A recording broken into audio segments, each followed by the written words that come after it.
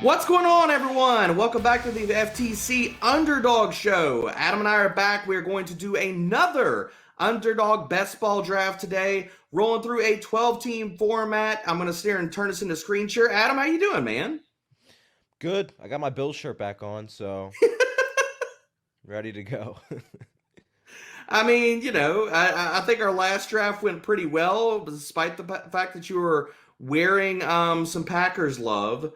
You can see my screen, buddy? Yep. All right, sweet.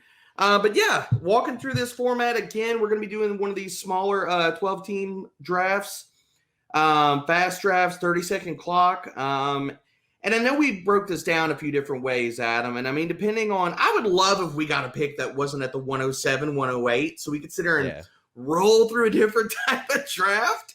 Because I mean, really, like, once you get to the 105, 106 and stuff like that, you're looking at, okay, the Travis Kelce's and the wide receivers of the world and, what that's going to do for your team. But, I mean, these earlier picks, are you just kind of pretty much, okay, it's running back if I'm above the 105? You won't really see many drafts without that just because, like we talk about, like, there's some running backs you can get in the second round and late first round, but, like, there's, like, especially with the pass catching upside of McCaffrey and Kamara and Barkley, then obviously what you're going to get from rushing volume between Henry and Dalvin Cook. It's just so hard to find that elsewhere. Like we talked about Zeke as a value later, which I'm starting to come around more and more on, but still, like there's a reason that these 5 running backs are at the top of the list. Yeah, I mean, look, I love actually right now the drafts that I've done so far and where the values kind of stand at. I did one last night, posted that on Twitter and stuff, so go check that out. I posted my entire team. I like drafting towards the turn. So, all right, we're live and see where we end up here, Adam. But I like going towards the turn. A lot of the running backs. The 109? Ugh. I mean, it's okay. It's not great. I mean, your thoughts on that one, Adam? I mean, if Zeke's there. Yeah. I mean, I like the fact that we haven't had the easy decision yet to just take McCaffrey at the 101, so it makes it a little more interesting. Yeah, I mean, and what I was going to get through, I mean, this is close enough to the turn, but for me, it's really a lot of guys that I like and I'm staring at, so we're going to use these filters again, bring up the running back, wide receiver positions, going down to the 109. I mean, we're going to be somewhere in the Devontae Adams, Aaron Jones, Zeke. A lot of dude, come on. Anybody that's ever followed or listened to a word that I've said knows that I love Cam Akers. So a lot of the starts that I love is like a Cam Akers in this type of tier, Cam Akers, Nick Chubb, Austin Eckler, Antonio Gibson, and snagging 2 of those running backs around the turn. Because usually you can get 2 of those 4 or 5 guys. I love Eckler too, so. Yeah, I mean, I think if we could possibly go, I mean, we were talking about Zeke and stuff, like say if we had like a Zeke and Eckler type of start, what are your thoughts on that? I would love that. Absolutely. Yeah, man. That. Me too, because you're talking about a guy in Eckler that when he's been on the field, high utilization, high targets per game. Zeke, we know the offensive system, the offensive line is going to be better. So if you have not gotten into these underdog drafts, we're waiting for our pick here in the first round. Get signed up with the promo code FTN. If you don't like it, they will refund your money up to $100 within that first month. But look, you're here, you're watching the stream. You got to be sitting here getting into this action, man. I mean, look, it's fun. Like you literally, the best part of every single fantasy season is drafting. You draft these teams, you can draft a ton of them. Like we're going to roll through this 45 minutes in an hour. Poof, you're done. And just win money, man. Enjoy the ROI at the end of the year. We got Saquon, Barkley, 103, Dalvin Cook. No surprises. A lot of chalk here at the 104. Going to be really interesting where Travis Kelce is going to go somewhere in this 105 to 108 range. Right, Adam? I would imagine, yeah. Yeah, I mean, that's kind of where I'm pegging him. So if Aaron Jones were to happen to fall, like if we were going to stare at a decision point between Aaron Jones, well, never mind, he goes. And he's been going high. I mean, I've actually been a little bit surprised, but have you been surprised with him going at the 106, 105 lately? Because that's a little bit surprising to me, to be honest.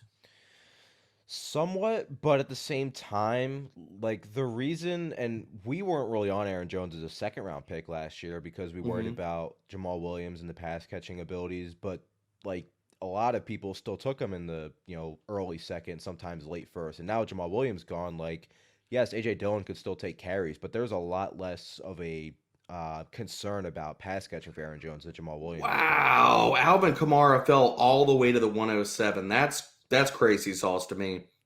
yeah, so we'll be at the 109. We're gonna have our choice between Adams and Zeke, which is nice, assuming you don't want anybody else below them in the. I mean, I think it's Adam, Zeke, or Akers for me. I don't really feel like going the whole like pay up for Chiefs right now. I want to kind of flow us, in a So different so direction. how do we get Adams here when I'm not wearing my Adams shirt? Does that mean is that a sign? Do we need to take him here, Adam? Since the last draft we did, I kind of chose the first two picks. I'll let you choose Okay. between Adams and Zeke or I'm whoever. gonna go Zeke here. Good. I actually wanted to go Zeke, so I want to go Zeke here because I want to lean into we've done a few drafts where we've kind of leaned into yep. wide receivers heavy early. Um, I think everybody was automatically going to expect me to go Akers, but I like Zeke at this spot. I mean, I think that the workload is going to be there. The offensive system is there. They're going to be a top 5 passing rate team, top 5 scoring team, and like I talked about, I mean, like, okay, so now you got Akers going off the board, Austin Eckler's going off the board. We've got 4 picks until we're up. I mean, if Antonio Gibson falls here, wheels up, baby. Like, I think his ceiling is up there, like top 3, top 5 running back. But do you see his ceiling that high?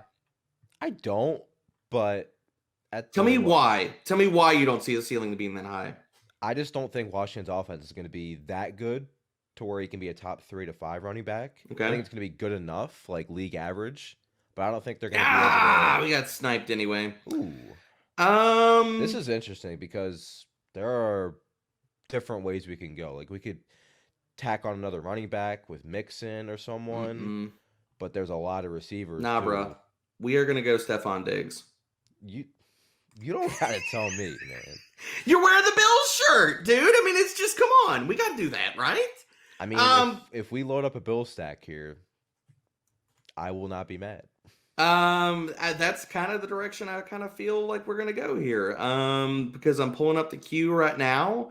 We are going to slide all the way down to Josh Allen and bink, add him to the queue.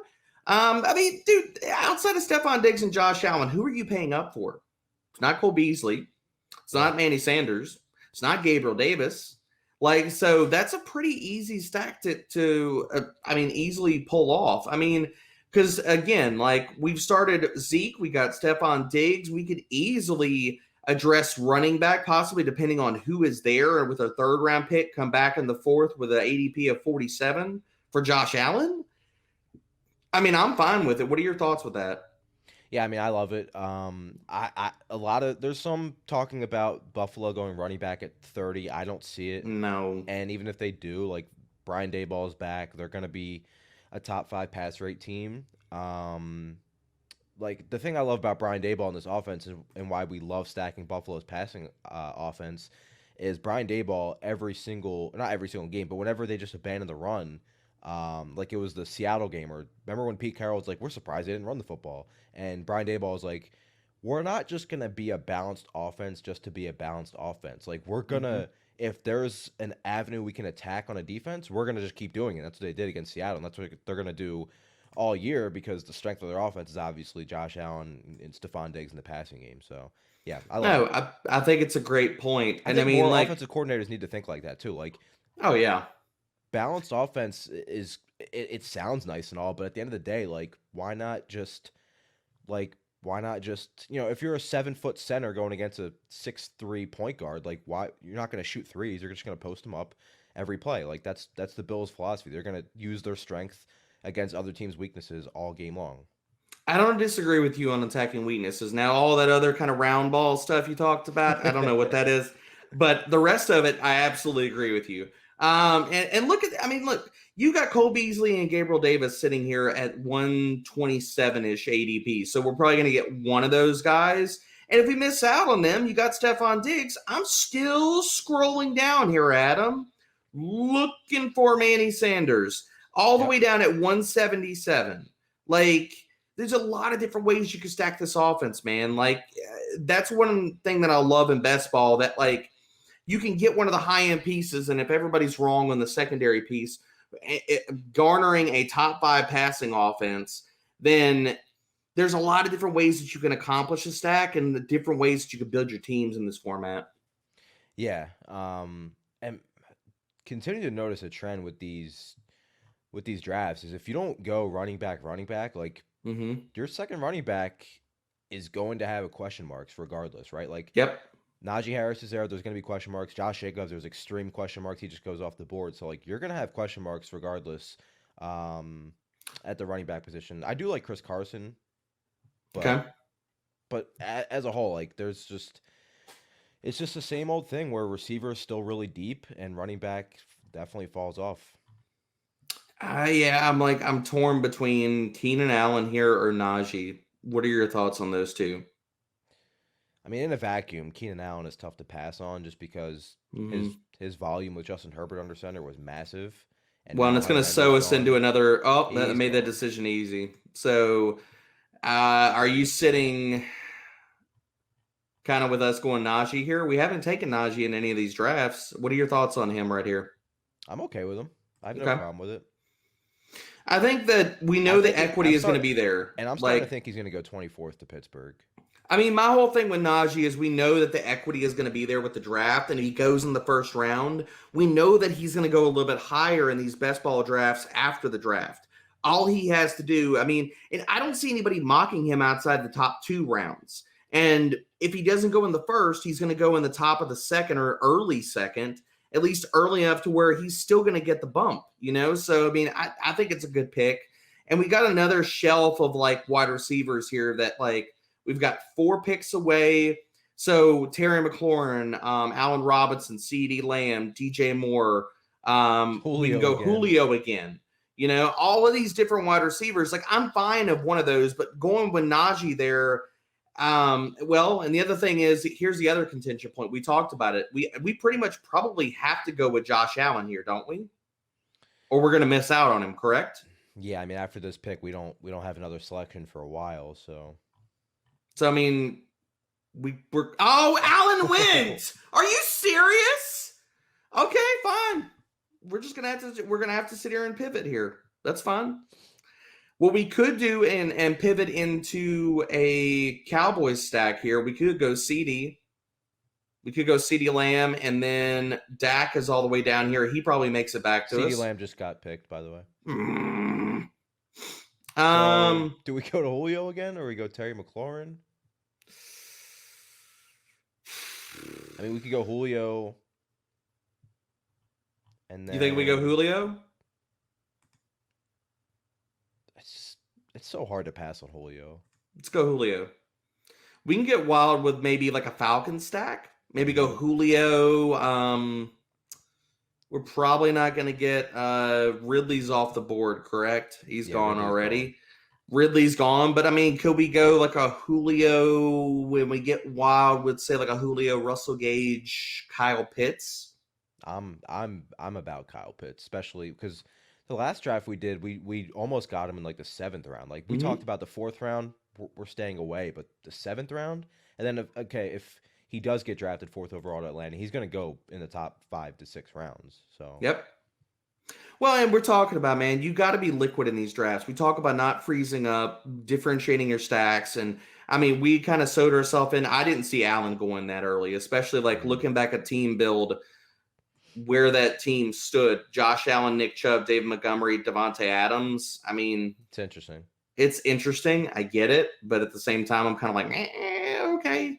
I mean, they could easily accomplish what we were talking about, going with Cole Beasley and Gabriel Davis and Manny Sanders. And so I'm going to take them out of our queue. Just kind of, I mean, look, we do enough of these drafts. You got to pivot. You have to do that. If not, you're going to end up freezing. You're going to end up auto drafting. I mean, and you're going to end up hating your team. We pivoted twice in one round. Yep. We had to move off from Allen and we had to move off from CeeDee Lamb. And then that's where players like Julio come in. Like, people just don't think Julio has a ceiling anymore, which is egregious. But It's hilarious. I think it's absolute insanity. So here's another idea. Could we go? We could go Zeke. We could even. I mean, we could still go Cowboys here. We could go Dak and maybe Gallup late. We could still go with the Kyle Pitts. There's rumors of Cowboys possibly trading up for Kyle Pitts. Do we attack it that way, Adam? I mean, that would be insane if they traded up for Kyle Pitts. There's rumors floating out there in the ether, my friend. There's talks of it. Oh, I know. I'm gonna add him here and see kind of where we sit at.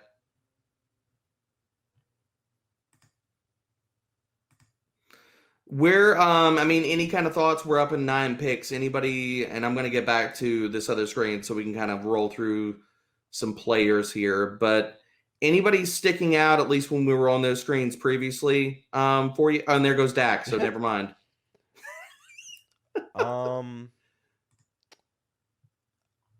I still like the Rams receivers.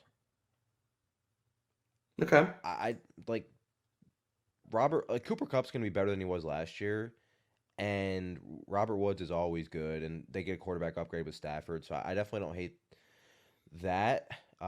We could go Steelers. Yeah, Steelers. Deontay Johnson sitting down there. Claypool's still there. Claypool. We could get wild with a San Francisco stack. We could go Ayuk and get Justin Fields later. Anytime we can draft Justin Fields, I'm right on board with that because he's the GOAT. He's the absolute GOAT. Yeah, and these are like upside stacks too, like Claypool ceiling. Like Pittsburgh may not be the best downfield passing offense, but they're going to throw 630 times to make up for the inefficiencies. So we like that, especially in an offense that has 3 receivers. You want more passing volume, obviously. Good Lord. Look how far down. Justin Fields is at 148. Ben Roethlisberger's all the way down here at 174. Justin Fields' ADP should be 1. I mean, look, I love it, man. You know that. We took him the other draft that we did, and we went super late quarterback. So you won't hear any kind of bad words out of my mouth. 3 picks away.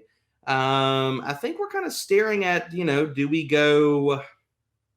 I think it's Deontay versus Javonte. Yeah, I mean, are you with anybody else? I mean, Cooper Kupp, Robert Woods are there. Do we go with trying to complete that and going with Stafford? We probably can't get both. We might be able to get both. Oh, Robert Woods just goes. Never mind. All right, I hate everything. That makes that decision easy. So do we is Javonte versus Deontay now? I mean, because I don't want any Tyler Higbee, man. I know people are like, okay, well now Gerald Everett's gone, so it's got to be Tyler Higbee time. And I'm like, y'all do remember Bryson Hopkins is still there, right? Like they could split routes between these 2 dudes, and it could be no Higbee time. Well, we could get wild with Deshaun Jackson. Higbee was run blocking regardless. Like it wasn't like Higbee was run blocking and then Gerald Everett was running routes. They were both just run blocking because the Rams were running so much. So Javonte or Deontay, where you at? Or do we go Brandon Ayuk and get wild with Fields? You want to try? I know you like the Pittsburgh stack. We haven't tried that yet. Okay, let's go with that. See if we can get Deontay and Claypool.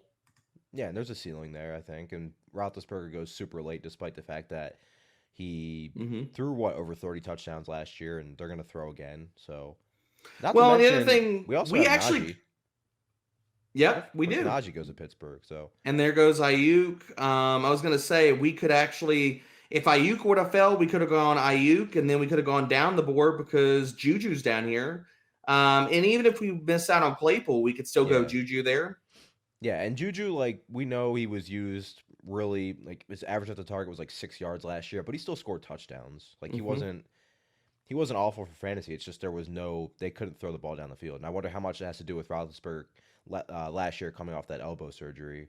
Are you with me that you think that Chase Claypool has the highest ceiling out of anybody here? Because I know that everybody loves Deontay, and I'm not saying I don't love Deontay. I think he's going to get a ton of targets. I think his floor is comparable, maybe a little bit higher than Chase Claypool, but for me, I think Chase Claypool has the ceiling in this offense. Like, if there's one guy that can break out and be just a monster. And there he He's goes. gone. A monster alpha. It's probably Chase Claypool. So of course I just spoke that into existence. But are you with me? Do you think that he has the most ceiling out of this this passing offense, or do you lean Deontay? I think Deontay is the most versatile. Mm-hmm. Like I think he wins it against press coverage. He can win off slants and stuff. It's just catch the football, dude. Like if he can, sure up these drops, I think his ceiling is slightly higher just because I think he's more versatile than Claypool. But it's close. I do think it's close. All right, I got one for you. Do we go back into Jacksonville and take that stack and marry that with Pittsburgh? Because we could pull that off. I mean, right now, I think where we're sitting at, I think we probably go Juju here and lock that up. Okay. Or do we go Chark? Let's go Juju. Okay. And because we can still, if Chark goes, there's a chance we can still get Laviska and Marvin. Laviska and then go Marv. Yeah. I like that. Whereas Juju wasn't going to make it back. Yeah. I like that a whole lot. I mean, so right now our team stands no quarterbacks, 2 running backs. We got a Zeke and we got Najee. We got Stephon Diggs, Julio, Deontay Johnson, Juju. And looking at where this kind of team takes us, I mean, staring at some of these options, we're 16 picks away. So you got 15 picks. So we're going to be somewhere in this range right here. So do we go the Kyle Pitts route with this next pick and then try to get Viska? I would like that.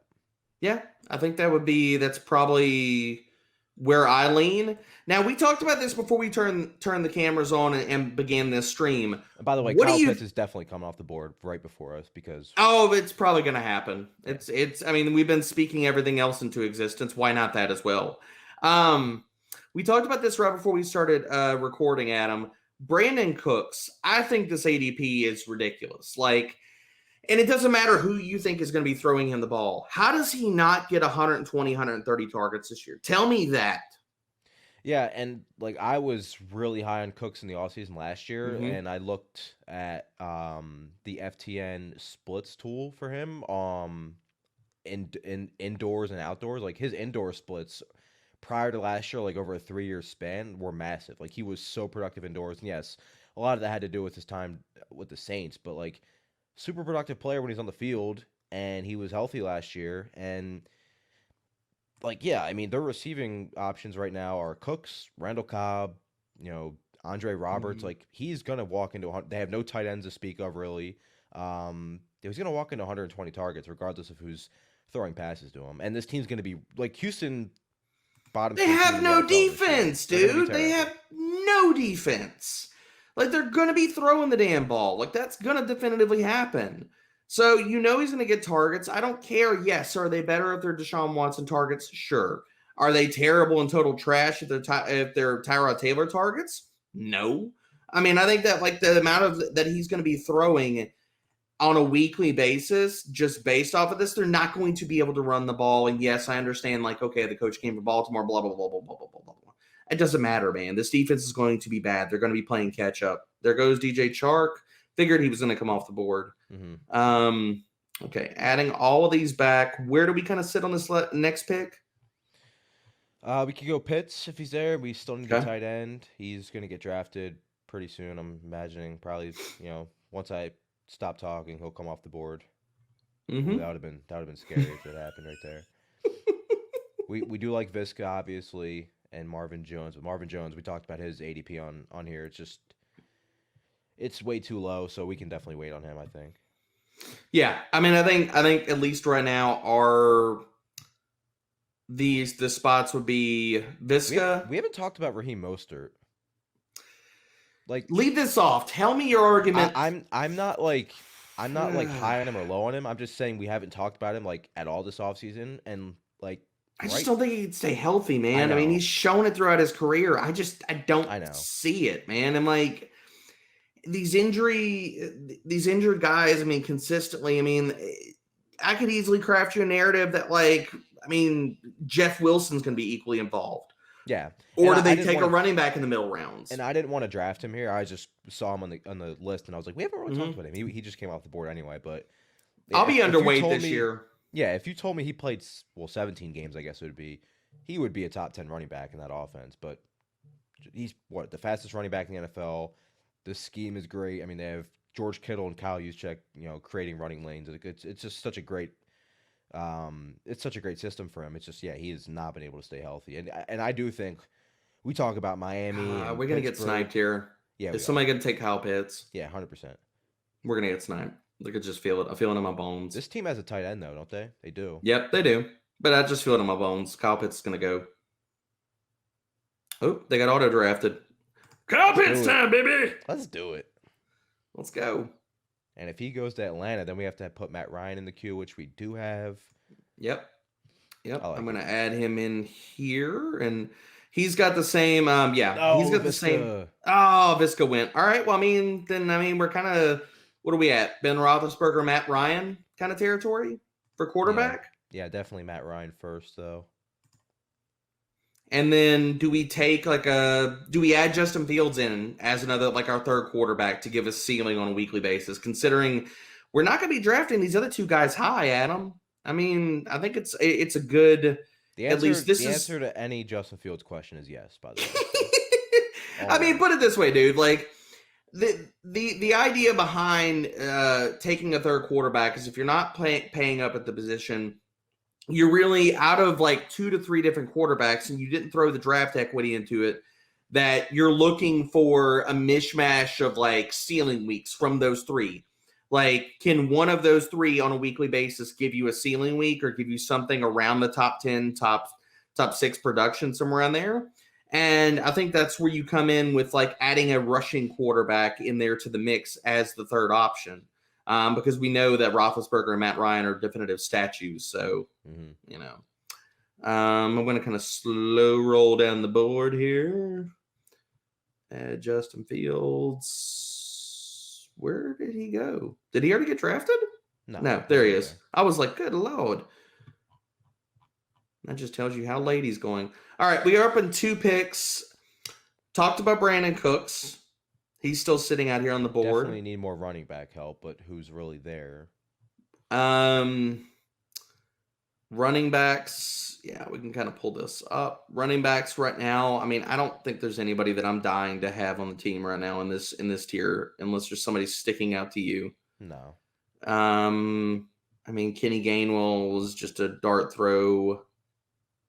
The same with anybody else in this tier. I mean, for me, I think we can go with one of the rookie guys, go with Alexander Madison. I think we're kind of sewn into leaning into those top 2 guys, and maybe we need a dart throw guy to hit. But what are your thoughts there? I agree. I do like Kenny Gainwell a lot, but other than that, I mean, I think it's Brandon Cooks here as the pick. Yeah, I'm cool with that. Get some volume. There's still somewhat of a ceiling if they're going to be trailing in all their games this year, or almost all their games. And where we took him at ADP 86, we took him at pick 88. I'm fine with it, man. I think that where we're looking at for the build for this team, it's really, again, we're going to end up with probably another wide receiver heavy type of team. I mean, we're already there right now. 2 running backs, 5 wide receivers, 1 tight end. So we got Zeke, Najee, Stephon Diggs, Julio, Deontay, Juju, Brandon Cooks, Kyle Pitts. And I mean, right now, the idea behind this team, we're chasing ceiling with Kyle Pitts, leaning into Atlanta if they're going to take him there with their 4th pick, or even if they trade down a pick or 2, and they can still get him at say 5 or 6 or what have you. But that we're leaning into Atlanta as being probably the landing spot there. But with the rest of this team, I mean, the team's probably considering our running backs, and if we don't get any of those dart throw guys, we were leaning on Zeke and Najee very hard. And if one of them goes out and the other dart throws hit, we're probably dust. But I mean, that's the game you play with a lot of these builds, because you can go modified 0 RB if you go 0 RB, if you go hyper fragile. So if you were to take 3 to 4 running backs in your first 4 rounds and then not touch running back again. There's a lot of different builds and strategies when it comes down to these teams. It just so happens that a lot of our teams right now, we've leaned into either BPA or attempting some stacks. They didn't work out. Like we went with Stephon Diggs.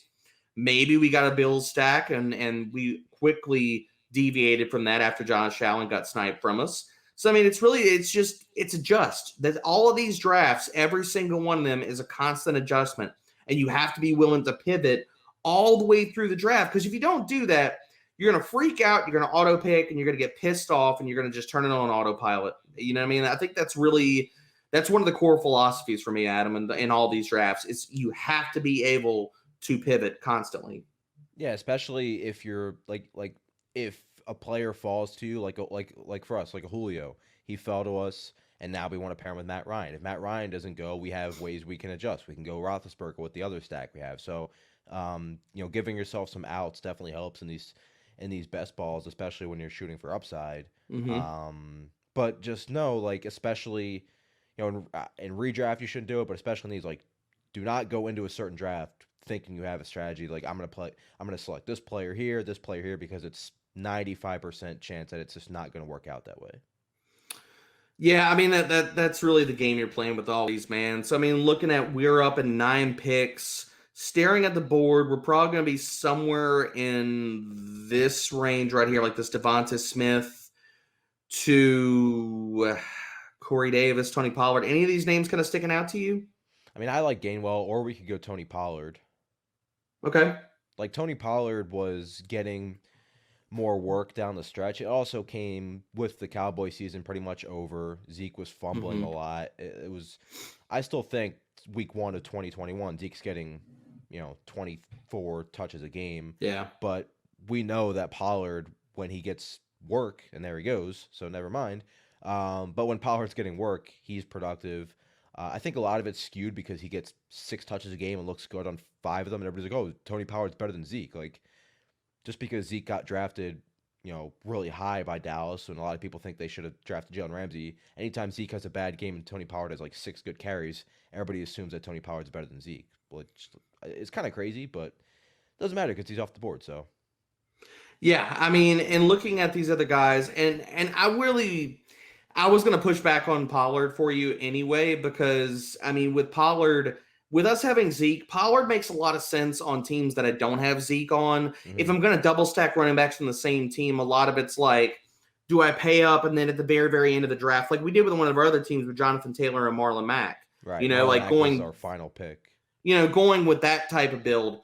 Whereas, I mean, for Pollard, you're spending a 9th round pick. Really, you're paying up, and he fits more for the modified 0 or 0 RB teams where you're going to pay up into this range where there's still really good wide receivers on the board, but you're paying up into that range because if he hits, you're paying more of the idea that Zeke gets hurt. If you miss out on the elite running backs in the first couple rounds and you say, okay, I'm going to take Madison in the 9th and Pollard in the 9th and a lot of these backup running backs, if somebody were to miss time, your 0 RB approach would actually look a lot better than, plus you'd be stacked elsewhere. Absolutely. Okay, so we are up in 1 pick. Gainwell went. I mean, dude, I think we're in a weird running back tier here. I'm not going David Johnson. I don't like Gus Edwards. Do we go with another upside tight end? Do we go Irv here? Or do we go wide receivers? I'm kind of feeling the wide receivers in this range a little more. Do we go Jalen Waddle? Or do we grab them on the way back? Because after that, we've got a few picks until then. And we probably don't have to take Matt Ryan here yet. Okay, so Noah Fant, this is pick 104. I mean, we can make a case for getting Ryan. I think we could probably get Ryan at the next pick, though. Looking at quarterbacks, Tannehill, Lawrence. Yeah, I'm not going to go Matt Ryan here. Where do you pick? We got like 5 seconds to make this. I think we go Irv. Yeah, we're running out of time. Let's get our second tight end with upside. Yep. Take Irv Smith. All right, so that pretty much, we're done with tight ends. We shot for upside for both of them. Take those out of the queue. And I think because we're going to be so many picks away, I think this is the part where we take Matt Ryan right here. Yep. Especially because Lawrence just went off the board, so some of these quarterbacks starting to come off the board. Yeah. I'm not gonna be surprised if we see a little quarterback run for these next few teams, like maybe 2-3 guys. We got Tannehill still above us. Matt Ryan. Maybe we're playing with fire. Maybe we should have gone Matt Ryan there. We'll see very shortly. We're gonna hate ourselves for it, but I mean, it's fine. I mean, I think that's one of the games you play with this. Like, I'm not against taking a quarterback early, and I don't care about ADP because at this point in the draft, there is no such thing as like truly just a reach. But again, I could see some of these teams, they still have wide receivers, running backs on the board they could easily doing. And I mean, considering we're at a certain point in the draft where you're going for rookies, you're going for secondary or third wide receivers to complete some stacks. I could see a lot of people going in a lot of different directions here. Like I would have never taken Zach Moss in the 10th round. I don't know about you. No, there's just no ceiling. No, man. Like, where's the what is that ceiling? Yay. All right. Yay, we got Matt Ryan. Cool. Thoughts on the Atlanta passing attack here? I mean, I think that Matt Ryan could see somewhat of a renaissance ceiling this year. Like as far as his season, I think Arthur Smith and them are going to run a ton more play action, and I think it's going to help him a ton. But do you see anything else regarding that offense? And we talked about it when we did our DFS pods. Whenever Julio was out, like Matt Ryan his splits with Julio out of the lineup were terrible, and like Julio, we talked about him in the last episode, but like he gets this notion that he's always hurt, and last year was like the first year in a while that he actually missed a meaningful amount of games. So if he's back to being 15, 16, 14 games played Julio, Matt Ryan's going to be much better. Plus, if you add Kyle Pitts, because Hayden Hurst, who I loved last year, wasn't great, had some drops issues, and Kyle Pitts is obviously like 10 times the player Hayden Hurst is. So like that just opens up more possibilities, and they still aren't going to have much of a run game, you would think. So yeah, I think Matt Ryan's a huge bounce back candidate. Yeah, I definitely do too, man. And again, we're talking about there's a lot of different ways you could stack these teams. So we're getting into these middle rounds. I think that after the NFL draft, this like round 10 to 14-ish, depending on who you're going after, what you think about the offense and stuff of that nature. Like that's kind of your handcuff tier. And these one injury away type of running backs. And so looking at all these guys in this range, like I'm not going David Johnson. No, just not doing it. Chuba's here. I don't want to. What do you see as his range of outcomes? I don't understand Chuba's ADP here because I think Chuba is. I think his ADP is going to vary widely. Like, could you see him? Could you see him being like a 4th round pick in the NFL draft, even 5th? I mean, I don't think it's crazy to say that. No, I think he'll probably be 3rd or 4th, potentially 5th. I think the upside with Chuba is he gets drafted as a backup, and then he showed in 2019 he led the nation in carries and rushing yards. Like he had 330 carries in 2019. Like he has the combination of like size and strength and speed to, I think, be able to handle like 18 to 20 touches a game if he were to win a job or somebody were to get hurt. I think that's best case scenario for Chuba, but he's not obviously like there's the 3 running backs that are going to go in the 1st or 2nd round in this draft. Well, probably 2nd round, other than maybe Najee Harris, and then everybody else is going to be 3rd, 4th, 5th round, and that's where Chuba kind of falls in. Unless we talked about it. If he came out of college after his 2019 season, to be a different story. But very different story. I mean, if he would have come out after that season, I think you're looking at a guy that could possibly have snuck into the 2nd round if he tested well. I think it was good to see him be able to handle that workload in 2019. Last year, he battled injuries, shortened season, then he eventually opted out towards the end of the season. But I think it's like kind of similar to Trey Sermon, like he's going to get drafted as a backup most likely, but he's shown that he can handle, Sermon was more of in a committee at Ohio State for a little bit, and then down the stretch in their most important games, they gave him, he was the focal point of their offense. So that's the upside for guys like Trey Sermon and Chuba Hubbard, is that they get drafted as a backup and earn more carries, or somebody goes down and then they get 18 to 20 touches a game and continue to handle that workload. And I'm kind of again, we're at this weird tier. And there goes Trey Sermon. That makes it a little bit easier, I guess. With us up in 2 picks, where are you leaning right here? Because I'm kind of with going Rashad Bateman. giving us some differentiation. I mean, if he's a first-round pick, his ADP is going to go up. I don't see any running backs. Like maybe we go Michael Carter, but I think we could possibly get him at our next pick. But where do you sit with that? Before that, I was kind of us going double tapping Trey Sermon and then going Michael Carter. And there you go. There's Bateman. He gone. So where do you sit with this pick? I guess do we go Michael Carter here? Hey, I'm not crazy about Michael Carter. I get it. Then where do you sit with this pick? We got 14 seconds.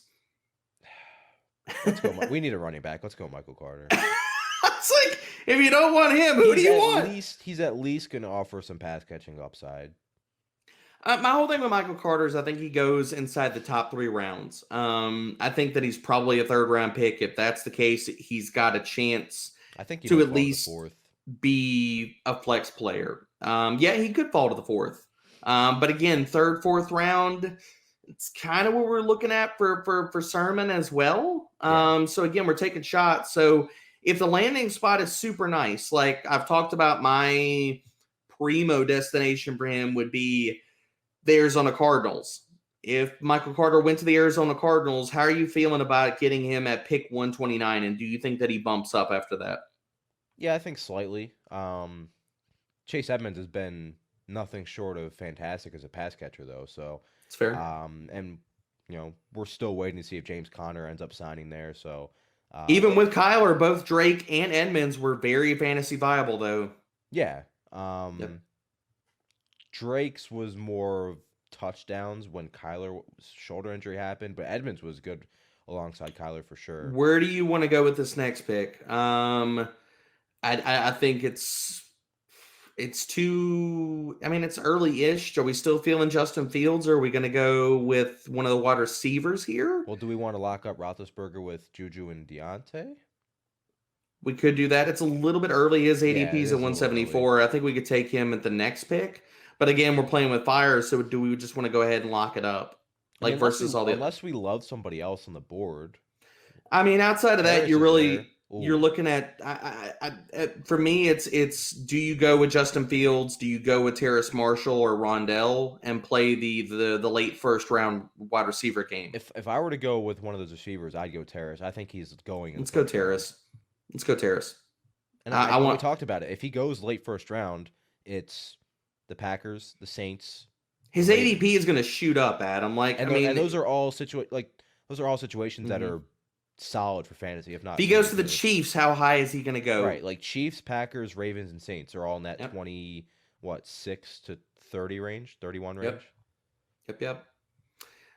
So looking at where we got him, we're up in 16 picks. That's going to put us somewhere in the 150s.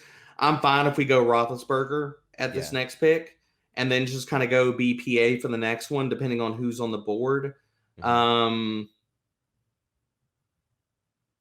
mean, look at the quarterback position, how many quarterbacks are ahead.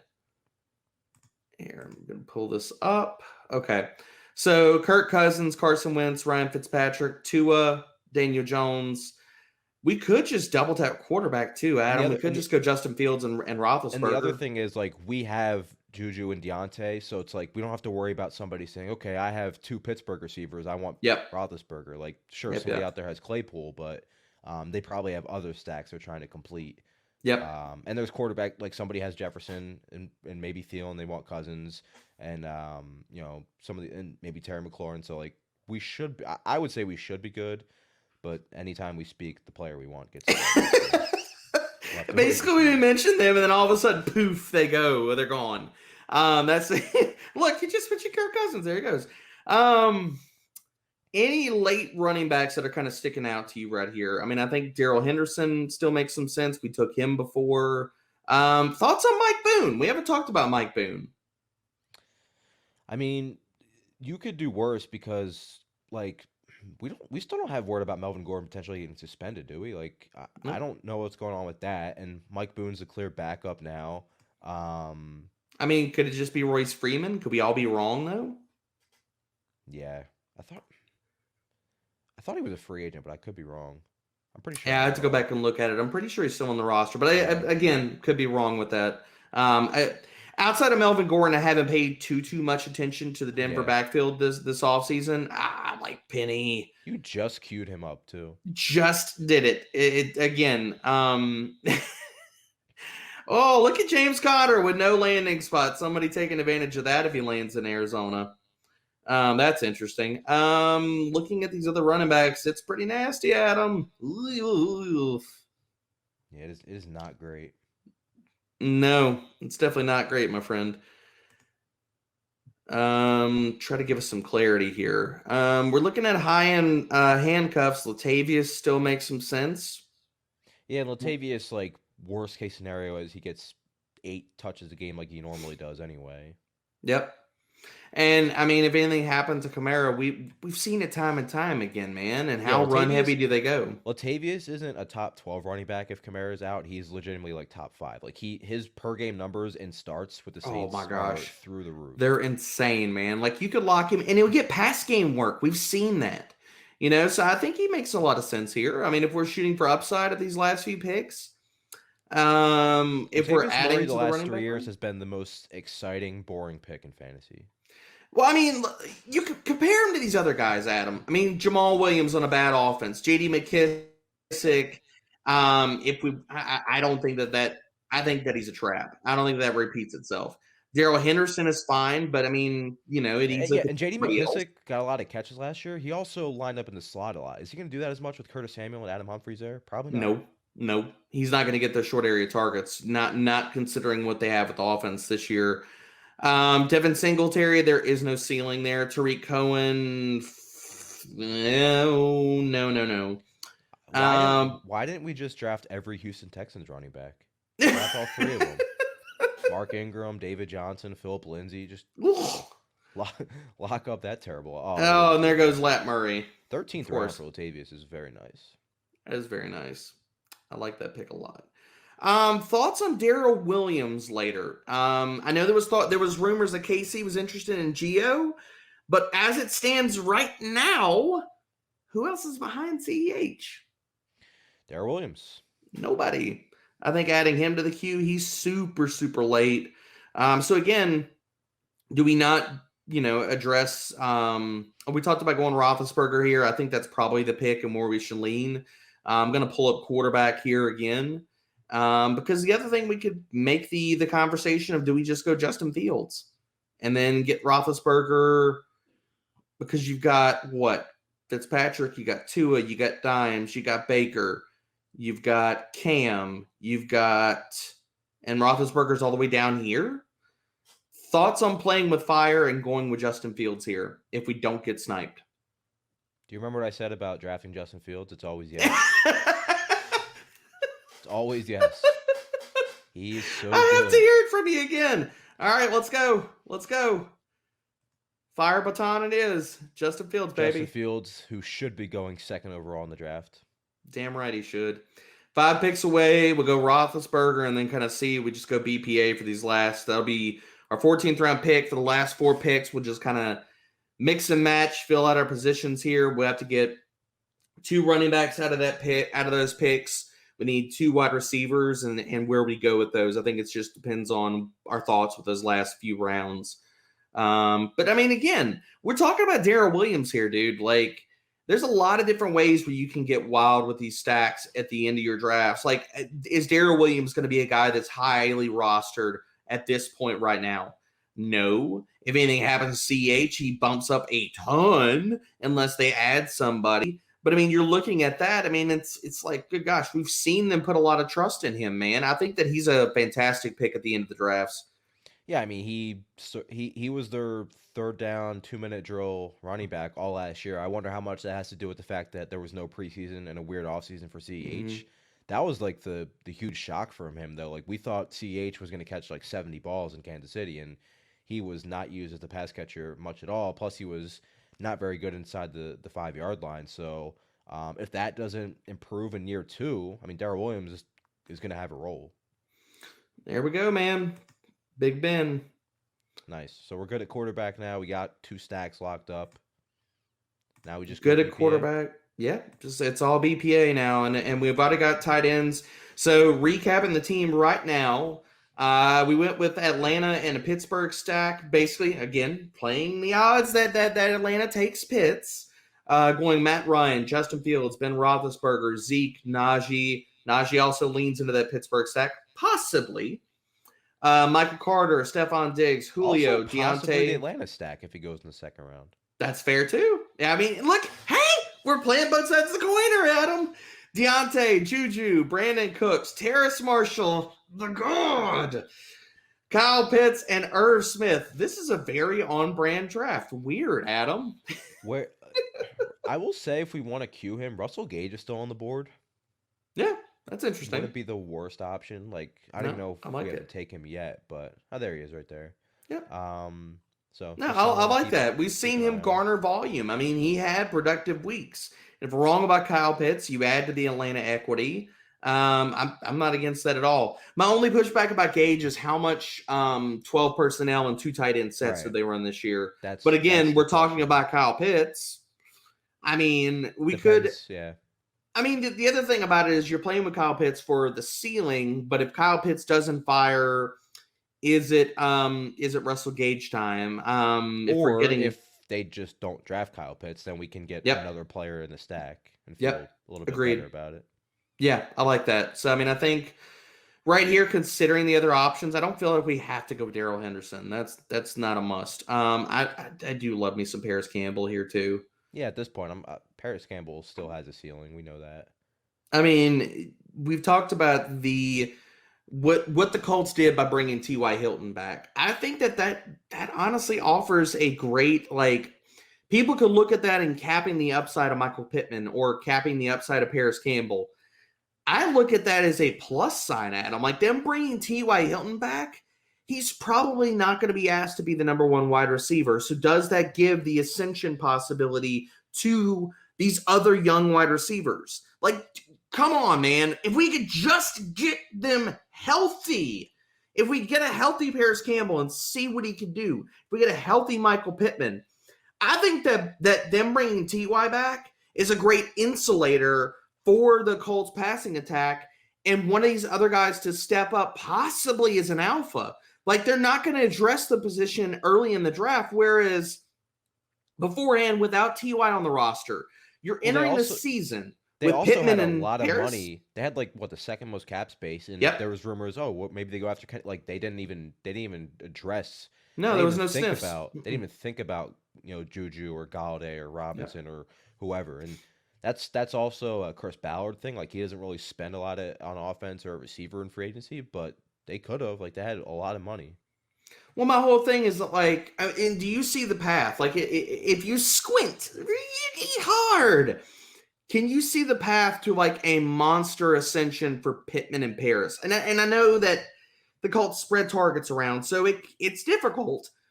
But at this point in the draft, the 15th round, do you see the possible path there? So you would be looking at it as a similar to last year with Cincinnati, where AJ Green was kind of just like done, and Boyd and Higgins just. I know Boyd emerged really 2 years ago, but like that would kind of be how Pittman and Paris Campbell become. Yep. Okay. I think it's either Gage versus Paris here, and we take one, the other one's not going to make it back to us. Jamison Crowder, no thank you. Although if we wanted to play the idea that, like, he landed with the Jets, but again, it's Jamison Crowder. I mean, the Jets could easily cut him at any point. I mean, save $10 million. Do they do that at this point in the offseason? Probably not. But I don't see a reason to take Jamison Crowder. But any interest for him for you? There's just not a real ceiling there, and they add Corey Davis. They're gonna get more from Denzel Mims in year 2. I'm not with going MVS. No, thank you. I'll incur all of my pain playing MVS and DFS. So no, thank you here for best ball. I'll reserve that for later episodes of our podcast. For me just to gripe and curse about all my MVS. Brian Edwards just went. Hey, he did come through for you the 1 week early in the season. He did. I was touting him, and he was what was he 2% rostered that week, and he came through with like a top 15 week. It was pretty to see, Adam. It might have been like Minnesota or something, but yeah, it was Minnesota because we were talking about how bad the secondary was. All right, where do we sit here, Adam? This is your pick. You going Gage? Yeah, let's go Gage. Okay. I've taken the wheel out of your hands enough in this draft. I'm like, I mean, you let me get the Zeke pick and a few other ones, man. Ugh, I'm not gonna lie though, like I did want to try a draft with Zeke, so I'm glad you sided with Zeke. Hey, man. So now we sit with Matt Ryan, Justin Fields, Ben Roethlisberger, Zeke, Najee, Michael Carter, Stephon Diggs, Julio, Deontay, Juju, Brandon Cooks, Terrace Marshall, Russell Gage, Kyle Pitts, Irv Smith. I think where we're sitting at with this point in the draft, it's really, depending on who's left on the board, Paris is not going to make it back to us. I know he's not going to. If he did, then I think we go with him. If not, the move is probably to go wide receiver, considering the guys we got here with us. Well, it kind of depends, man. I mean, if Paris is still sitting there, cool. Thoughts on your mans, Kadarius Toney, if Paris is not there? I like him, obviously, but I know there's like, I almost would rather just take a shot on one of the running backs at this point than Kadarius Toney, given our roster. Well, I know, but look at the running backs. Do we go Mike Boone? Do we go Devin Singletary? We talked about Devin Singletary has no ceiling. Tevin Coleman, no thank you. Kylan Hill, meh. Boston Scott, meh. Damian Williams, James White, may. My whole thing with James White is why the hell didn't New England use him last year? They had no pass catchers, Adam. I know. They had nobody that could catch the damn ball. Why did they not use James White? I just don't see it for James White. I think this pick is all you since I had the last one. So I think this pick is considering. Don't you dare cue Keyshawn Vaughn. Are you kidding me? I take him out. Just signed Gio Bernard yesterday. And he's about to cue Gio Bernard. Yeah, all right. Hey, man, Paris fell. We're going Paris, and then we'll just grab two running backs here at the end.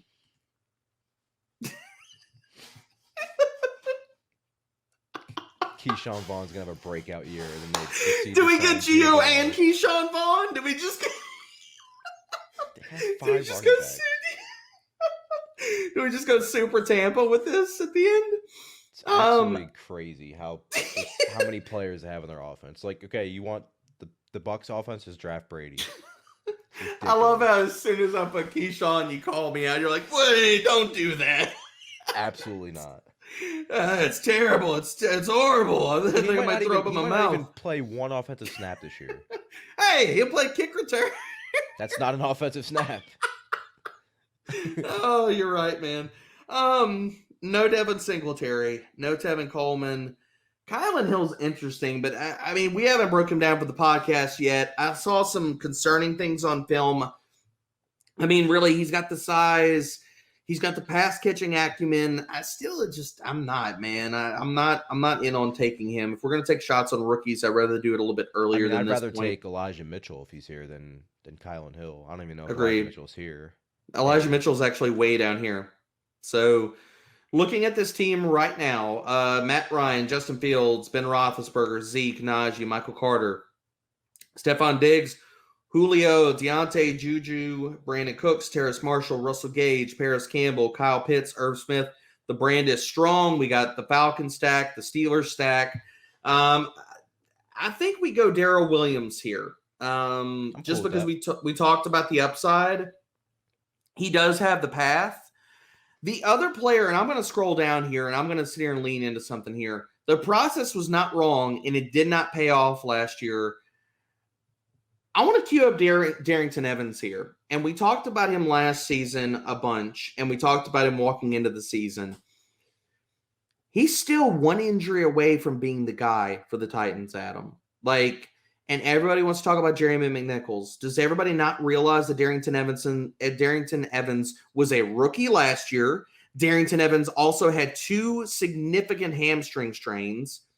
But he did play well when he was given opportunities when he did get back from the injury. Didn't they bring in Donta Foreman too last year? I mean, Donta Foreman and Jeremy McNichols played last year. And there goes Daryl Williams. Oh, wait, no. That's Damian. I see this KC. And that was like, it happened again, but it didn't.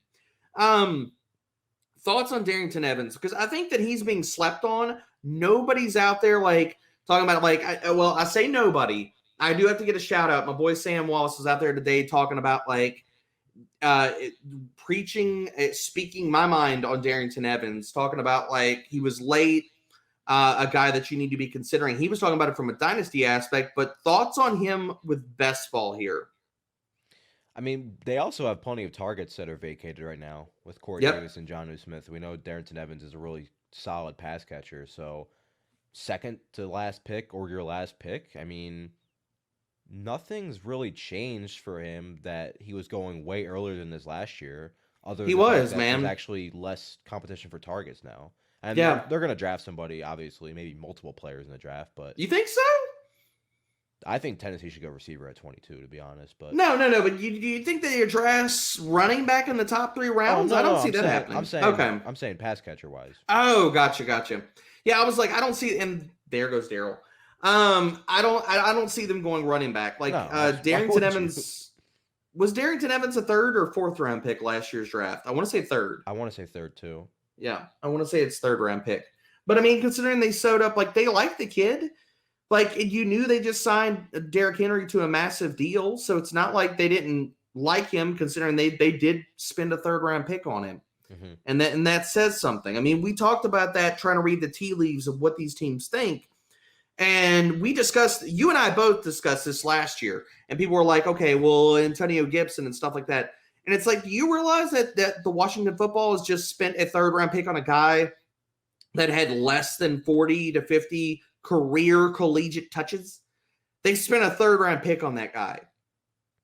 Yeah. You're talking about how much of an outlier. The team invested that much draft capital into a guy you're talking about as that limited of a sample. That says something, man. And talking about Darrington Evans, yeah, I mean, that's looking at him, I think that he's going to be way down the board. I think that we could probably just go, do you want to swing for Elijah Mitchell and then we swing back with Darrington Evans here? Yeah, let's do it. All right, Elijah Mitchell, come on down, and we can take care of Darrington Evans with our last pick. There you go. Elijah Mitchell kind of falls in that Chuba Hubbard tier as well. Yeah. Where he handled a decent workload. They did use a lot of running backs during his time at Louisiana, but he has a good combination of size and speed to where I think he can handle 15 touches if he had to at the NFL level. Yeah, I mean, I think, and we're talking about differentiating your stacks and differentiating your team builds and stuff like that, especially when you get into these bigger tournaments and stuff.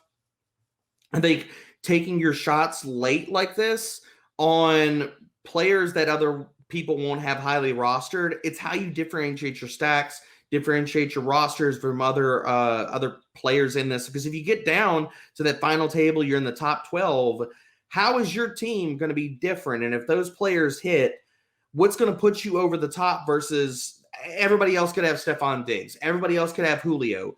Everybody else could have a lot of these other players. But if you've got an Elijah Mitchell and nobody else has that player, then that's where you win and you can take down some of these tournaments, especially. So I like it, man. Knowing our luck, Darrington Evans is probably going to get sniped and we're going to be drafting somebody weird. No, get away, Todd Gurley. I can't even stare at your name right now. Just playing out the scenario. If Darrington Evans does go, Joshua Kelly is about makes a lot of sense. Pittsburgh's current RB1, Kalen Balaj. No. I'm like half joking, but like, what if they didn't draft somebody? Oh, good Lord. I can't. I can't even talk myself into it. All right, Darrington Evans. Good. Before you have to talk about Kalen Balaj anymore. Okay, so as the team stands, 3 quarterbacks, 5 running backs, 8 wide receivers, 2 tight ends. Went Matt Ryan, Justin Fields, Ben Roethlisberger at quarterback. Running backs took some shots, got Zeke, Najee. We need them to pay off for this team to hit. Michael Carter, Elijah Mitchell, Darrington Evans. Wide receiver stand with Stephon Diggs, Julio, Deontay Johnson, Juju, Brandon Cooks, Terrace Marshall, Russell Gage to lean into the Falcons some more. Paris Campbell for straight upside, baby, because, oh, my Lord, at pick 184, Kyle Pitts, Swerve Irv Smith, and I mean, I feel good about this team, man. Your thoughts here? Yeah, there's a lot of upside there. We got high upside, high passing volume offense stacks with Atlanta and Pittsburgh, so that's always nice, especially when there's potential for multiple pass catchers in those offenses. So, and yeah, if Najee hits like we all know he's capable of, he's going to be a 20-touch running back every week, and we know Zeke is too. So, yeah, I mean, really, for this team to hit with our running backs, we're going to need some help from these three guys right here, and we're going to need Zeke and Najee to stay healthy and to pay off. Yeah. I mean, past that, we're going to be hurting, and you're probably dead. You know, I mean, considering how heavily we lean into wide receivers, where we kind of went in these middle rounds. But I mean, again, you're talking about it, Adam. If you don't go running back, that's kind of the game you're playing with. I mean, a lot of these team builds. I mean, we just pushed our chips to the middle with Zeke having a bounce back year and Najee paying off and being that first round pick or high second round pick. And again, we're talking about getting cute with some of these landing spots, man. So we got Michael Carter in here. We got Najee. Najee goes to the Falcons. Yahtzee, if he goes to the Steelers. Yahtzee again. If Pitts goes to the Falcons and they stay there and they take him. It's just a lot of different ways, man. And Terrace Marshall, we're talking about. That's one of the great buckets that I think right now for attacking these drafts. That tier of wide receivers that are looking at possibly getting first-round draft capital. And really from there, what are they going to do with their ADP? It's going to go up, dude. It's definitely going to go up as soon as they get selected. Yep. And we're almost 2 weeks away from the draft, so yep. This is like the time to maybe take advantage of some of these ADPs that are going to skyrocket once the NFL draft's over. Yeah, and I mean, utilizing we're talking about, we showed you how to select different positions, filter those out, use the queue and stuff as you're rolling through some of these drafts. Again, Adam and I talked about this. As you're building portfolios and you're trying to learn from draft to draft, looking at where your stacks were, and again, double checking those after we get landing spots on these rookies. But there's a lot of different things that like you could go back and double check like a lot of these things, utilizing that grid function, looking at, okay, if I wouldn't have taken this player, where does that player go? And really just kind of parsing out your strategy and how you attacked it. You know, I mean, okay, so if we didn't go Julio, who was going to make it a back around to? So we don't go Deontay and Juju. Could we have gone Brandon Ayuk and then gone him and Justin Fields? So I think it's just a lot of really interesting ways to attack these teams.